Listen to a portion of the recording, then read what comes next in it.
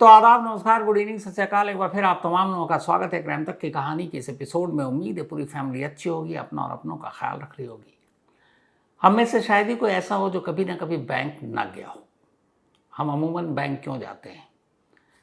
पैसे निकालने के लिए, पैसे जमा करने के लिए। आजकल हालांकि अब जब से डिजिटल का दौर आया है तो बैंक आना जाना हम सबका कम हो गया, क्योंकि अब आपके पास मोबाइल पे ही बैंक के ऐप हैं, आप वहीं से सब कुछ कर सकते हैं। फिर एटीएम जगह जगह हम पैसे निकाल लेते हैं। लेकिन फिर भी कई वजह हैं जिनकी वजह से देश में अब भी बहुत सारे बैंक और उनके ब्रांचेस हैं। लेकिन अगर कोई ये जिद करने लगे कि मुझे ठीक एक बैंक के दरवाजे के सामने एक मुर्दे को दफनाना है, उसकी कब्र वहीं बनानी है, और इसके बाद बैंक के स्टाफ जब भी जाएं बैंक में रोजाना अपना काम करने के लिए तो उसकी कब्र से होकर गुजरे। अजीब बात है, अटपटी बात भी है कि बैंक के दरवाजे पर कोई किसी मुर्दे को क्यों दफनाएगा, वहां उसकी कब्र क्यों बनाएगा। लेकिन बहुत सारे लोग एक ताबूत लेकर एक बैंक के दरवाजे पर पहुंचते हैं और यही मांग करते हैं कि हम इसी बैंक के दरवाजे पर इस मुर्दे को दफनाना है, ताकि बैंक के मुलाजिम हर दिन उसकी कब्र को पार कर गुजरें, ताकि उन्हें एहसास हो कि उन्होंने किया क्या है। ये कहानी झारखंड से आई है और झकझोर देने वाली कहानी है। इस कहानी की शुरुआत एक तस्वीर से करते हैं। ये जो आपके स्क्रीन पर इस वक्त एक तस्वीर है, इसमें आप देखेंगे कि सामने सबसे पहले एक बैंक के बोर्ड का नाम है, झारखंड ग्रामीण बैंक।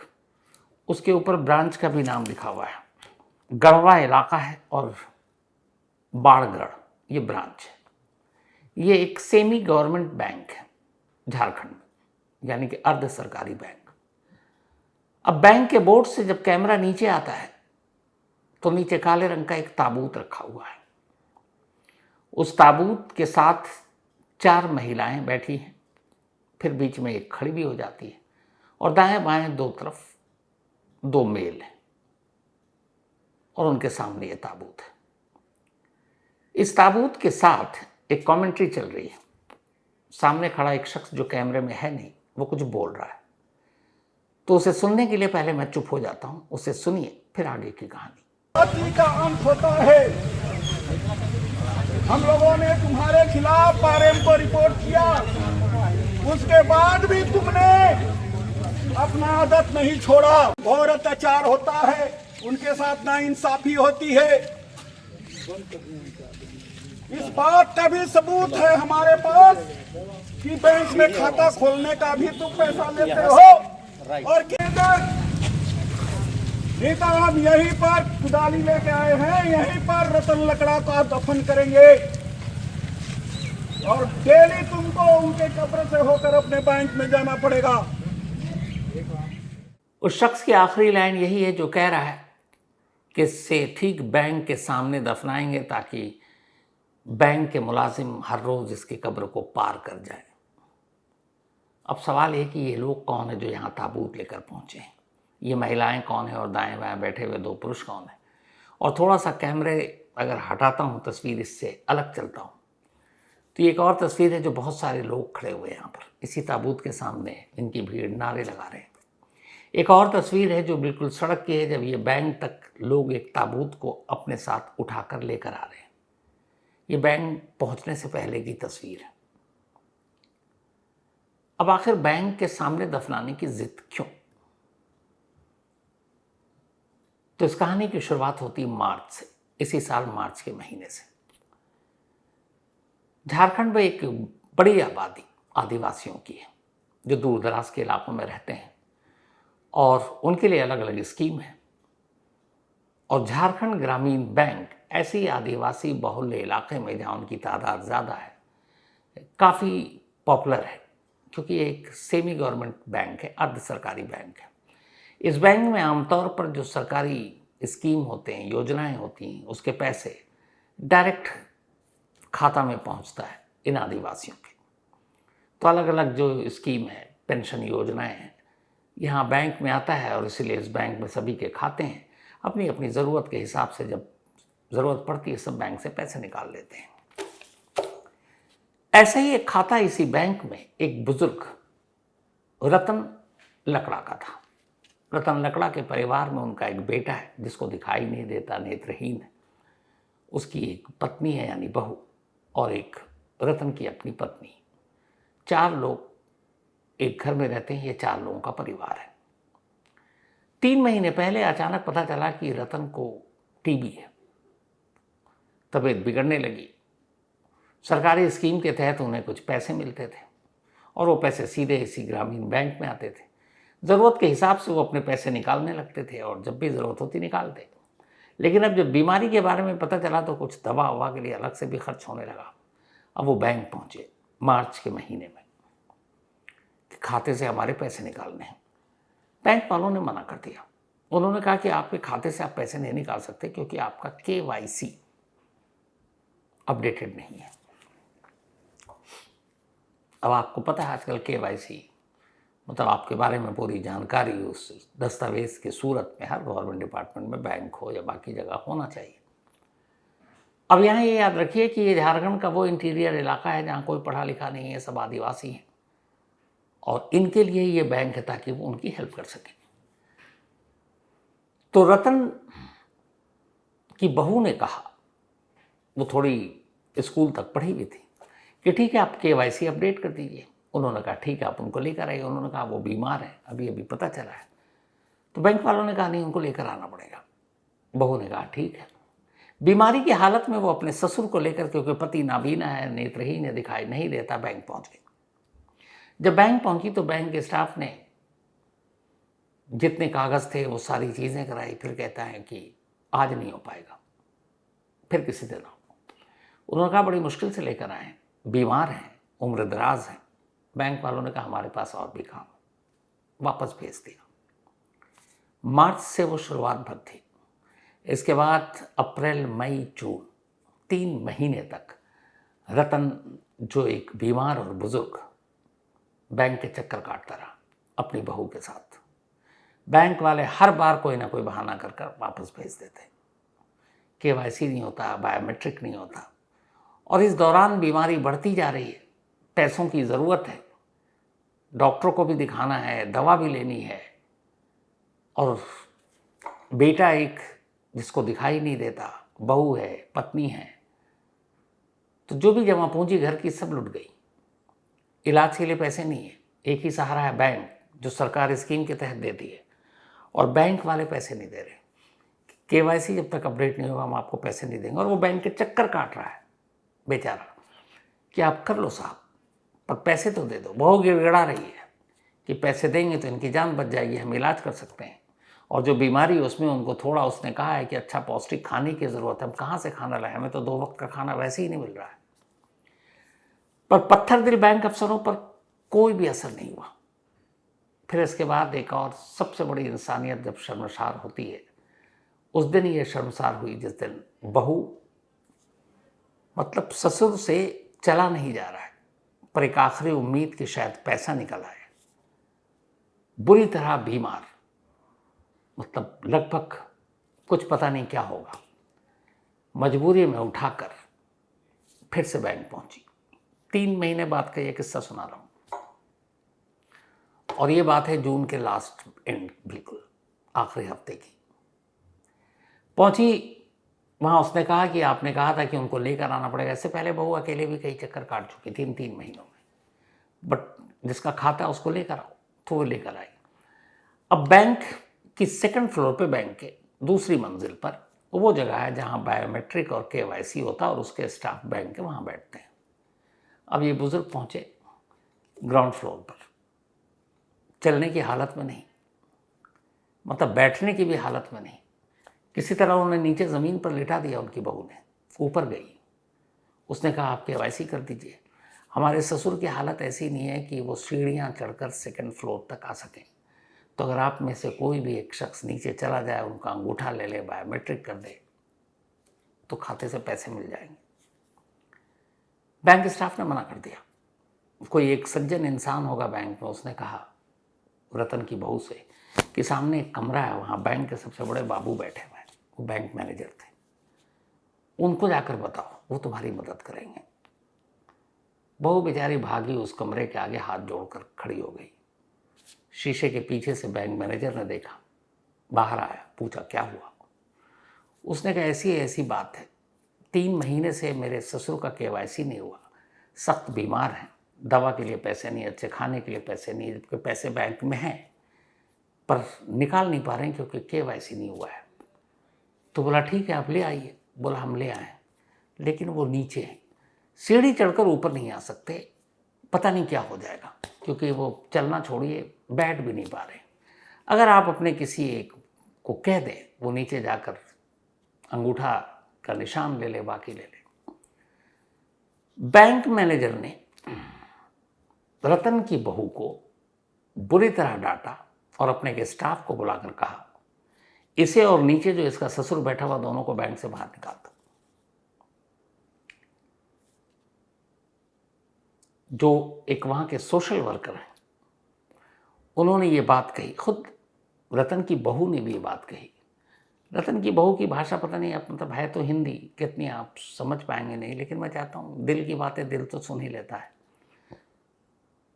तो उस दिन बैंक मैनेजर ने कैसे भगाया रतन की खुद बहू और फिर वो जो एक सोशल वर्कर जिन्होंने बाद में इनकी मदद की, इन दोनों की बातें मैं चाहता हूँ आप सुनिए। मार्च से मैं आने लगी KYC कराने के लिए, मैं आमाज में भी आई ऑटो कर करके कि KYC करा लीजिए, मेरा सास को दोनों का KYC लगल है तो पैसा निकासी नहीं होने पा रहा है। मैं बोली कि सर मैं एक बार कई बार ले लेके आ रही हूँ ऑटो कर करके, मेरा ससुर का स्थिति खराब होते जा रहा है, तो चल थोड़ा देख लीजिए, मैं नीचे रखी हूँ ऑटो करके। तो बोलने लगी कि नंदलाल इसको निकालो तो जल्दी बाहर।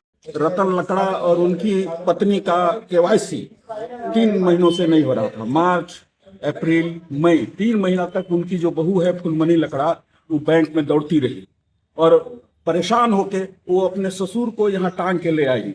मैनेजर से कहा कि मैं अपने ससुर को टांग के ले आई हूँ, मरनासन है, कृपया आप चल के देख लीजिए, बैंक में नहीं चढ़ सकते हैं, है ना, आप उनका KYC कर दीजिए। बैंक मैनेजर अपना चपरासी को बोलते हैं इसको बाहर निकालो, दरवाजा बंद करो, हटाओ यहाँ से, है ना, KYC नहीं हुआ।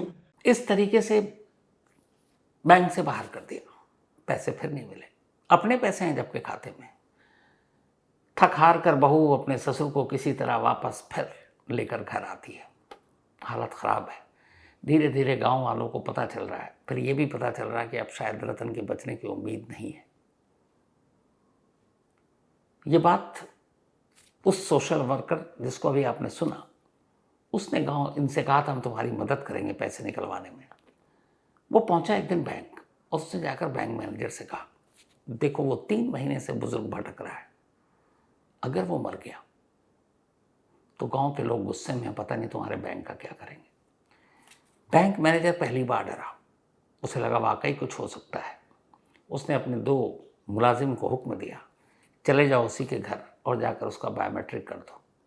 मतलब जो बंदा बैंक के नीचे तक आकर लौटा दिया गया एक अंगूठा और बायोमेट्रिक के लिए, अब डर की वजह से बैंक मैनेजर ने अपने 2 मुलाजिम को उसके घर भेजा। वो गए, उस बुजुर्ग के अंगूठे के निशान लिए, बायोमेट्रिक लिया और बोला ठीक है हम जा रहे हैं। शायद रतन सिर्फ इसी उम्मीद में जिंदा था कि एक बार ये जो भी KYC होता हो तो ये भी नहीं पता था, पैसे मिल जाएं तो शायद दवा आ जाए तो मेरी जान बच जाए। जैसे वो बायोमेट्रिक का सब हुआ और उससे पूछा कि अब हो गया, अब तो मिल जाएंगे, बैंक वालों ने कहा हाँ। उसे पता नहीं कहाँ से एक इत्मीनान सा हुआ। उधर बैंक वाले KYC करके गए, इधर रतन ने दम तोड़ दिया, रतन की मौत हो गई। जिस रतन का अपना पैसा एक बैंक खाते में पड़ा था, जिसके लिए 3 महीने तक चक्कर काटता रहा, वो पैसे उसे नहीं मिले, इंतजार में मर गया। अब जब मर गया तो पूरे गांव को ये कहानी मालूम थी। उसी के बाद रतन की लाश को एक ताबूत में रखकर पूरा गांव उस बैंक के बाहर जाकर खड़ा हो गया और ताबूत बैंक के सामने रखा कि रतन की लाश को हम इसी बैंक के बाहर दफनाएंगे ताकि बैंक के हर मुलाजिम हर दिन इसकी लाश के ऊपर से गुजर कर जाएं तो उन्हें एहसास हो कि वो कितनी तकलीफ से गुजरा। अब जब ये सब कुछ हुआ तो बैंक वाले ऑर्डर गए, उन्हें लगा ये तो मामला बिगड़ गया, पता नहीं क्या होगा। बड़ी मुश्किल से फिर लोगों को समझाया गया, वहां से लाश हटाई गई। इसके बाद रात के अंधेरे में बैंक के 2 बड़े अफसरों को कहा गया कि आप रतन के घर जाओ, उनके बीवी, बेटे जो और बहू को समझाओ कि ये सारी चीज़ें बंद कर दें, बैंक के खिलाफ कोई नारे ना करें, कोई केस ना करें, और जो भी होगा हम अलग से भी पैसे दे देंगे। मतलब अब डर के मारे वो जो 3 महीने तक इंतज़ार करता रहा, जिसका केवाईसी के नाम पर उसी के खाते का पैसा नहीं दिया, जिसके पैसे की वजह से उसका इलाज नहीं पाया, वो पाया और वो मर गया। अब मरने के डर ने, जीते जी तो उससे डरे नहीं, बैंक वाले उसके घर पहुंच गए रात के अंधेरे में। पहले पहुंचकर उन्होंने लाइट बंद करवाई घर की, फिर उन्होंने उस धमकी दी, फिर बातें की। इत्तेफाक से कुछ गांव वालों को इन बैंक के अफसरों के वहां पहुंचने की खबर मिल गई। गांव वाले पहुंच गए घर में, दोनों बैंक के मुलाजिम देखकर घबरा गए। उनमें से एक होशियार, उस आदिवासी इलाके का शख्स, उसने निकाला मोबाइल और शूट करना शुरू कर दिया सवाल के साथ कि इतनी रात को आप यहाँ क्या कर रहे हो। ये पूरी बातचीत मैं चाहता हूँ आप भी सुनिए। इतना रात को आप लोग कहाँ आए हैं? बैठिए बैठिए। कहाँ आए हैं? छोड़िए, आप बैंक मैनेजर हैं ना? हैं? रुकिए, सब कर रहे हैं फालतू वाला ये सब चीज। हम लोग रुकिए। से आपका कोई ये है? कोई नहीं है। कुछ इसका मतलब क्या है? आप लोग कहाँ आए हैं इतना रात को? बैंक है क्या? हैं? आप लोग जवाब दीजिए। नहीं, वो बोला था बैंक है कि क्या है? आप लोग कहाँ आए हैं रात में? लाइट क्यों बंद कराए थे? इसका जवाब दीजिए हम लोगों को।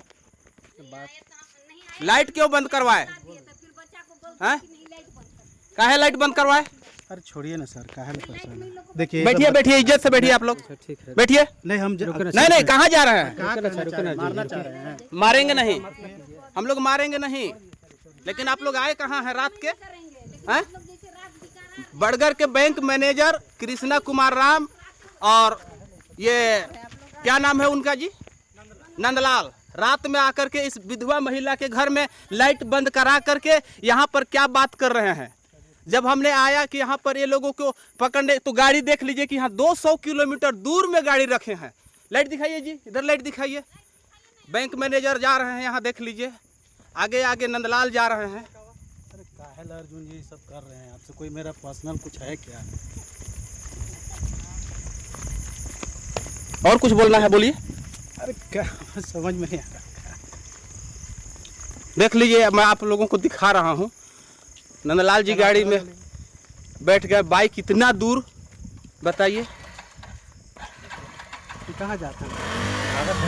भाग रहे हैं यहाँ से, पूरब की ओर जा रहे हैं। पता नहीं अब कहाँ जा रहे हैं ये लोग। और बैंक मुलाजिम भाग गए।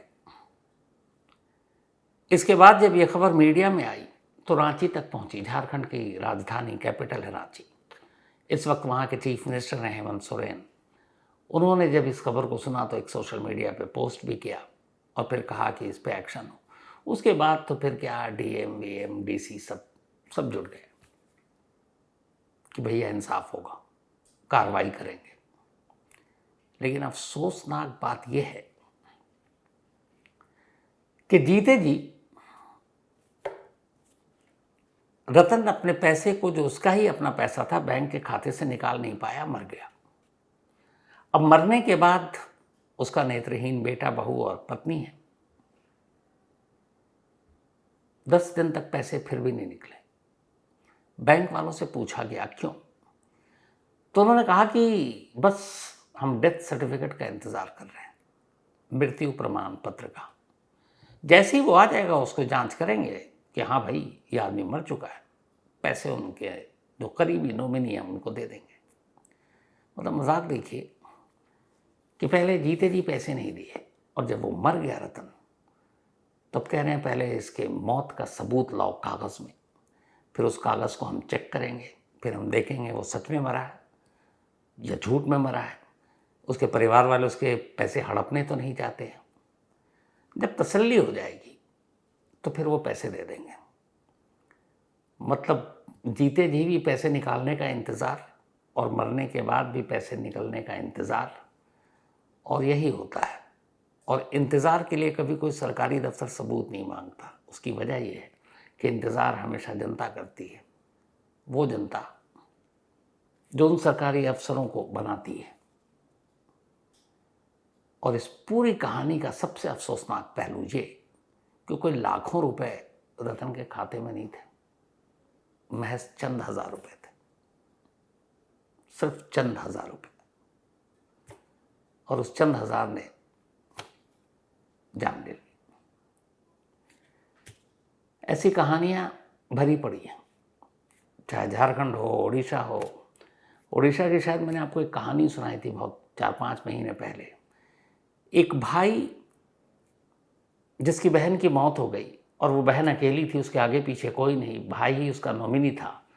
और बहन की मौत के कई महीने बाद वो जाता है बैंक और कहता है कि मेरी बहन मर गई, बहन के जो खाते में पैसे हैं पता नहीं शायद 31,000 रुपये थे, तो भैया मैं ही अकेला उसका वारिस हूँ, मुझे दे दो।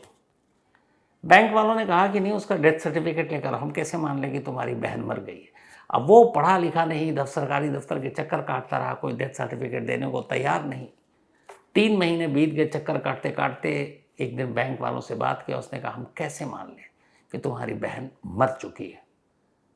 उस बेचारे को लगा कि और तो कोई सूरत है नहीं, बहन की लाश ही दिखा देते हैं।